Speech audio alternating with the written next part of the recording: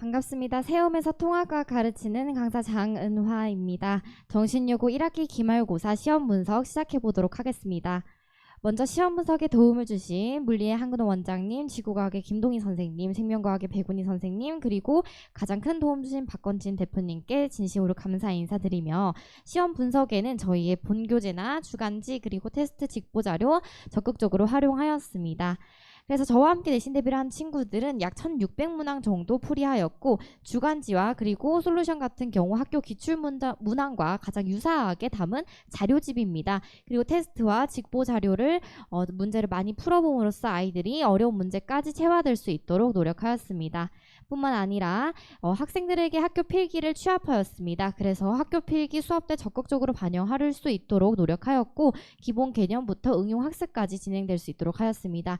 그리고 특히나 직보 자료, 직보 말미에는요, 이렇게 모의고사를 학교 유형과 가장 유사하게 출제하였습니다. 그에 따라 현재 정신여고에서 출제된 문항과 유사 유형 많이 볼 수 있었다라고 말씀드릴 수 있을 것 같습니다. 매 주차별로 저와 함께 시험 대비를 한 학생들은 이렇게 테스트를 보게 되는데, 테스트 직후에는 각 문항, 즉 유형별로 정답률까지 취합하고 있습니다. 그래서 학생들이 어떤 부분을 어려워하고 어떤 부분을 힘들어하는지 클리닉 때 적극적으로 반영하려고 했고, 각 학생별로 이렇게 점수나 그리고 시험 유형 분석은 학부모님들께서도 받아보실 수 있게끔 했습니다. 그래서 클리닉은 이렇게 홈페이지를 통해서 예약 시스템으로 받고 있었고요. 중간고사 때보다는 다소 조금 참여도가 떨어질 수는 있었지만, 이 기말고사다 보니까 중요 과목들에 대한 이 클리닉 겹치게 되면서 발생한 사태이고요. 그리고 이렇게 단톡방을 적극적으로 활용하였습니다. 그래서 단톡방에서 학생 상담이나 수업 직후에 복습을 할 수 있도록 영상 이렇게 업로드 주기적으로 하고 있었습니다. 시험 분석 시작해 보도록 하겠습니다. 저와 이번에 적중률은 한 96% 정도로 측정이 되었고, 그 중에서 중간고사와 비교를 했을 때 한 문항 수는 이렇게 비교 차이가 없지만, 다만 이번에 서술형이 빠지게 되었습니다. 그래서 전체 객관식으로 30문항 볼 수 있었고, 난이도는 어려움은 한 3개 문항 정도, 보통과 쉬운 문항 정도는 비슷하게 개수 측정하였습니다. 그리고 모식도 그림에서는 이렇게 변동 사항 없었고요. 수능 변형이나 학교 기출 변형이 한 2문항 정도로 측정되었습니다. 배점은 전체 고루고루 이렇게 10점 정도로 배점이 내렸고요. 체감 난이도는 중정도로 측정할 수 있었습니다. 그래서 중간고사와 비교했을 때 중간고사는 단순히 모식도나 그래프 자료 그리고 기본 정의를 묻는 내용이나 정형화된 문제들을 출제하였다면, 이번에 기말고사 때에는 화학이 이번에 들어오게 되면서 주기율표의 기본 개념부터 응용학습까지 사실 난이도는 크게 어렵지 않았습니다. 다만 추론하는 문항과 모의고사형 문항 2문항 정도가 약간 까다로울 수는 있었겠으나, 저와 함께 내신 대비를 한 친구들은 화학 난이도는 좀 쉬웠다라고 느꼈을 것 같고요. 생명과학과 같은 경우에는 이제 실험적 증명에 해당하는 문항 한 문항과 그리고 그래프나 도표 문항이 조금 까다로울 수는 있었겠다, 추론하는 문제였기 때문에 조금 난이도는 어렵게 느꼈을 수 있을 것 같고요. 특히나 지구과학과 같은 경우에는 모식도를 활용해서 분석하는 능력을 확인하는 문항이 출제되었습니다. 그렇기 때문에 학교 필기나 PPT 자료 적극적으로 활용하고 암기가 되어 있어야 했고요. 모식도를 분석하는 게 조금 힘든 학생들에게는 조금 어렵게 느낄 수 있었지 않을까라고 생각이 듭니다. 그래서 전반적으로 봤을 때 강사가 책정한 이렇게 난이도 구성은 이렇게 되고요. 그리고 체감 난이도는 중정도, 전문항 고루고루 분배되어 있었습니다. 소단원별로도 봤을 때 크게 튀는 부분 없이 사실 전반적으로 고루고루 분포되어 있었고요. 모식도나 그림 해석 말씀드렸다시피, 그리고 고난이도나 수능 변형 그리고 학교 기출 변형 문항 정도는 저 정도로 측정되었습니다. 각 영역별로 이제 오답 체감 먼저 보겠습니다. 지구과학과 같은 경우에 4번과 10번이 약간 까다로울 수 있었을 것 같은데, 10번 같은 경우 앞서 말씀드린 대로 모식도를 분석할 수 있어야 했습니다. 해석 능력이 중요했던 문항으로 킬러 문항에 해당이 되고요. 기본 유형에는 물의 순환을 그림으로 제시를 하면서 계산하는 문제, 그에 따라 심화 유형까지 변형이 되었는데, 탄소 순환을 기본 그림으로 제시해주지 않고 모의고사형으로 그리고 모식도로 출제하면서 아이들에게 조금 까다롭게 느낄 수 있었을 것 같고요. 생명중심 원리 기본 유형에서 그리고 심화 유형으로 변형되면서 염기서열 하나가 바뀌면 아미노산이 변형된다라는 개념을 확인하는 문항, 남모양 적혈구 빈혈증에 대한 문항이었습니다. 그리고 화학과 같은 경우 사실 크게 어려운 문항은 없었지만 모의고사형으로 추론하는 문제, 그리고 기본 유형은 단순 전자 배치로 전자와 이온의 전자 배치 모형만 알면 쉽게 풀었을 수 있을 것 같고요. 그에 따라 심화 유형은 전자 껍질에 들어있는 전자수를 보고 추론하면서 원자를 알아내는 이 유형이 조금 심화 유형으로 변형되었지 않았나라고 말씀드립니다.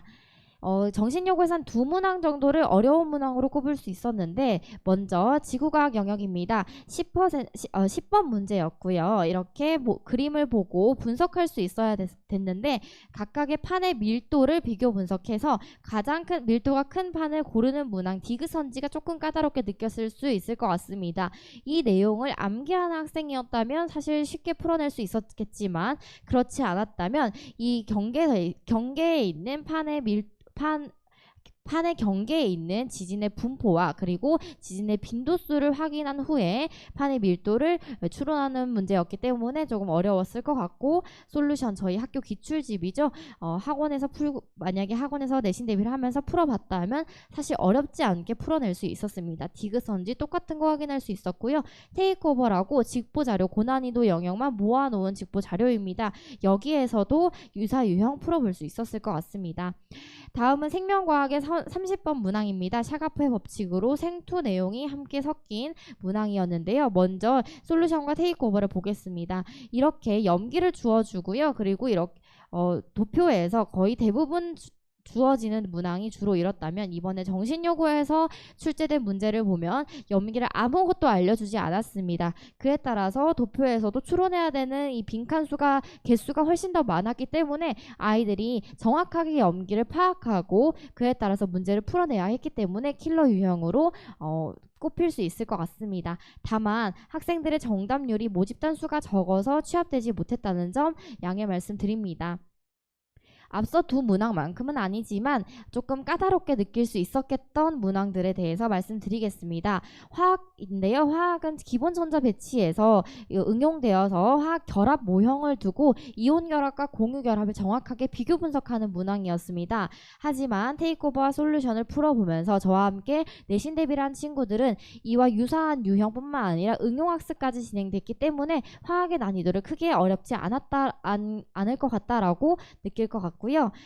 생명과학과 같은 경우에는 그래프를 분석하는 문항이 출제되었습니다. 활성화 에너지의 크기를 명확하게 이해해야 되는데 효소가 있고 없음에 따라서 활성화 에너지의 크기는 달라진다는 점을 명확하게 이해하고 그에 따른 반응열의 크기를 찾고 활성화 에너지의 크기를 찾을 수 있는 디귿선지에서 아이들에게 혼동을 줄 수 있었겠다라고 말씀드립니다. 마찬가지 솔루션과 디폴트에서 충분히 풀어봤을 수 있는 문제였는데요. 디폴트와 같은 경우에는 수능 모의고사와 그리고 하이탑 문항을 섞은 과제집입니다. 이번 기말고사부터 새로 들어온 과제장이다 라고 봐주시면 될 것 같습니다. 그리고 생명과학과 같은 경우 29번 문항이 조금 더 까다로울 수 있었는데요.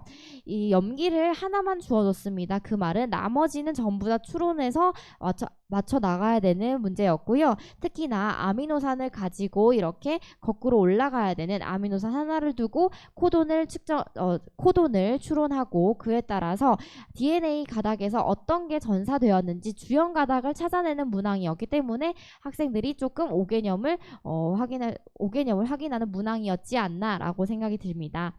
정신요구만의 특이문항 한 3문항 정도를 꼽아 보았는데, 먼저 1번 문제였습니다. 흔히 출제되지 않는 유형의 문제이고 그림과 동시에 오지선다형에서 옳은 거를 모두 고르라 라는 문항으로 아이들의 개념이 정확하게 되어 있는지 확인하는 문제였고요. 그리고 두 번째 문제 같은 경우에는 사실 탄소의 순환, 물의 순환과 같은 경우 그림으로 제시하는 경우가 많은데 모의고사형으로 모식도를 주어주게 되면서 아이들이 조금 생각을 요할 수 있는 문제였겠다라고 생각이 들고, 그리고 생명과학 중에서도 생명과학뿐만 아니라 사실 이번 정신요구 시험에서는 줄글 형태의 문항을 많이 볼 수 있었습니다.